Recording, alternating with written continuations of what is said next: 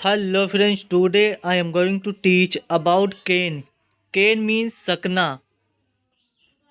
तो केन का हिंदी मीनिंग सकना होता है। हिंदी वाक्यों की क्रियाओं के अंत में सकता है, सकती है, सकते हैं, सकता हूँ आदि शब्द आते हैं तब हम केन का प्रयोग करते हैं। यानी जिन वाक्यों के अंत में सकता है, सकती है, सकता हूँ आदि शब्द आते हैं तब हम केन का प्रयोग करते हैं।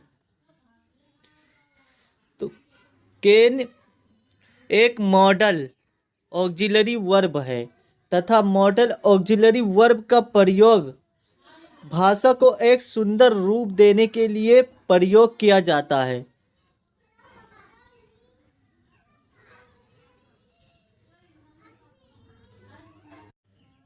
केन केन एक मॉडल ऑक्सिलरी वर्ब है तथा मॉडल ऑक्सिलरी वर्ब का प्रयोग भाषा को एक सुंदर रूप देने के लिए प्रयोग किया जाता है।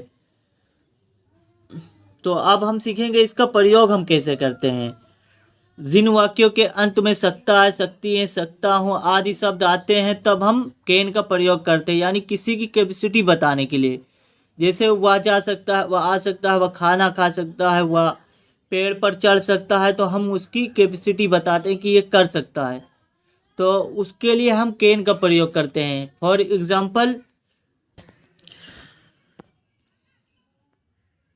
एग्जाम्पल राम पतंग उड़ा सकता है। तो इसे हम कैसे बनाएंगे। हम रूल से सब्जेक्ट, उसके बाद हम कैन का प्रयोग करते हैं। सब्जेक्ट के बाद कैन, उसके बाद वर्ब की फर्स्ट फॉर्म प्लस ऑब्जेक्ट। जैसे राम पतंग उड़ा सकता है, तो यहाँ पर सकता है लास्ट में, तो हम कैन का प्रयोग करेंगे। तो सबसे पहले हम लिखेंगे सब्जेक्ट। सबसे पहले सब्जेक्ट राम, सब्जेक्ट है राम। अब यहाँ उसके बाद सब्जेक्ट के बाद कैन का प्रयोग करते हैं हम। तो राम कैन, उसके बाद वर्ब की फर्स्ट फॉर्म। तो वर्ब इसमें क्या है, उड़ा सकता है, तो फ्लाई। तो राम कैन फ्लाई पतंग उड़ा सकता है, तो Ram can fly the kite.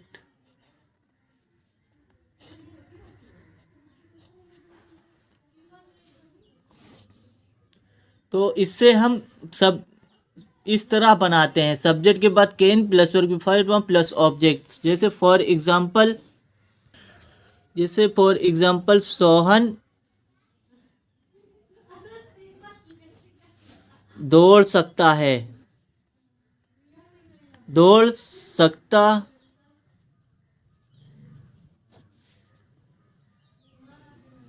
तो यहाँ पर लास्ट में सकता है तो हम कैन का प्रयोग करेंगे। तो सोहन दौड़ सकता है, सोहन के बारे में बताया जाता है कि यहाँ पर कि सोहन दौड़ सकता है, तो यहाँ कैपेसिटी बताई जा रही है। तो सोहन सबसे पहले सब्जेक्ट सोहन है इसमें, सब्जेक्ट के बाद हम कैन का प्रयोग करते हैं। तो सोहन कैन, उसके बाद हम वर्ब की फर्स्ट फॉर्म का प्रयोग करेंगे। तो वर्ब है दौड़ना, तो रन कर देंगे।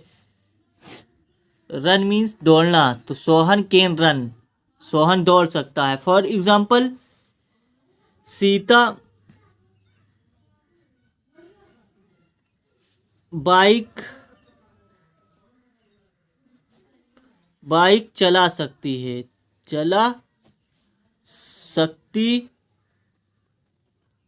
है।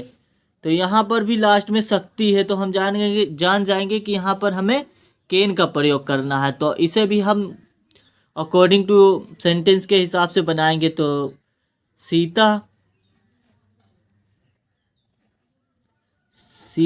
सब्जेक्ट हो गया, उसके बाद इसमें वो सेंटेंस आप पढ़िए क्या है। सीता बाइक चला सकती है, तो कैन, सकती है तो कैन का प्रयोग करेंगे, सीता कैन।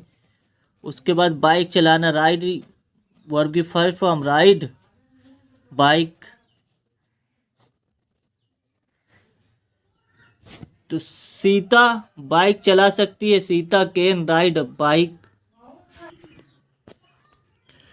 निगेटिव सेंटेंस में हम नहीं का प्रयोग करते हैं। जैसे वह गाना नहीं गा सकता, वह आ नहीं सकता, वह खाना नहीं पका सकता, तो इस तरह के लिए हम निगेटिव सेंटेंस का प्रयोग करते हैं। इसमें हम कैन के बाद नॉट का प्रयोग करते हैं। जैसे फॉर एग्जाम्पल वह अंग्रेजी नहीं बोल सकता है, तो हम लिखेंगे सब्जेक्ट सबसे पहले ही, उसके बाद लिखेंगे कैन, और कैन के साथ हम नॉट का प्रयोग करते हैं। कैन नॉट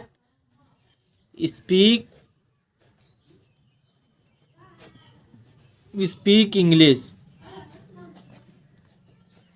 तो वह अंग्रेजी नहीं बोल सकता है। तो ही का कैन नॉट स्पीक इंग्लिश, या हम इसे कांट भी पढ़ सकते हैं। तो he can not speak English, वह इंग्लिश नहीं बोल सकता है। तो नेगेटिव का हम इस तरह से प्रयोग करते हैं, जैसे फॉर एग्जाम्पल वह पढ़ा नहीं सकती है। तो वह पढ़ा नहीं सकती लास्ट में है, तो लड़की है, जाहिर सी बात है। तो हम सी का प्रयोग करेंगे वह के लिए, सी। उसके बाद हम कैन नॉट का प्रयोग करेंगे, सी कैन नॉट, तो वह पढ़ा नहीं सकती है, तो सी कैन नॉट। उसके बाद हम वर्ब की फर्स्ट फॉर्म लगाएंगे, तो वर्ब इसमें क्या है, पढ़ाना। तो पढ़ा नहीं सकती है तो टीच, पढ़ाना का, तो सी कैन नॉट टीच, तो वह पढ़ा नहीं सकती है। तो इस तरह हम कैन का प्रयोग करते हैं। Thanks for watching. इंग्लिश सीखने के लिए डू सब्सक्राइब दिस चैनल, और ये वीडियो आप अपने दोस्तों को भी शेयर करें जो अंग्रेज़ी बोलना चाहते हैं या सीखना चाहते हैं। तो thanks for watching, do subscribe.